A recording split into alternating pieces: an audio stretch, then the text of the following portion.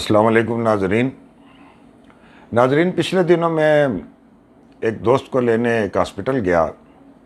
ان کو آنے میں تھوڑی دیر تھی تو میں کار پارکنگ کے بعد ایک لان تھا، لان کے وہ آخر میں جا کے ایک بینچ پڑا تھا.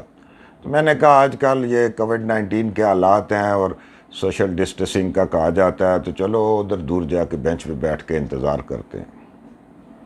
وہاں پہ جب میں بیٹھا تھوڑی دیر گزری تو کیا دیکھتا ہوں جہاں پہ وارڈز تھے جس طرف، وہاں سے ایک بندہ خلائی لباس میں آ رہا ہے، ہاتھ میں کوئی چیز پکڑی ہوئی.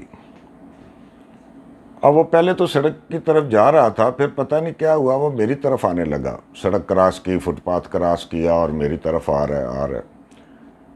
پاس آ کے کہتا ہے السلام علیکم جی.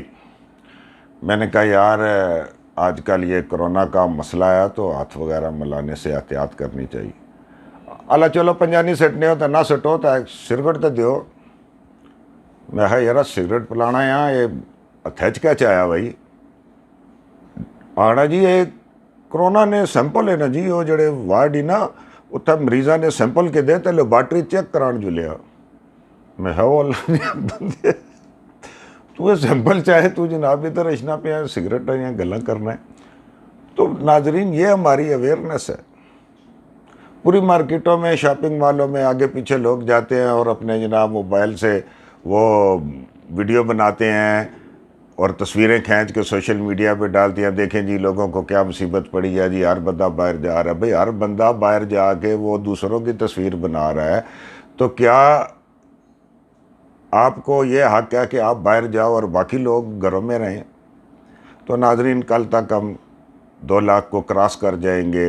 کرونا کے مریض ہمارے 2 لاکھ سے زیادہ ہو جائیں گے اور حالات اتنے اچھے نہیں ہیں، تو اپنے آپ کو بچائیں.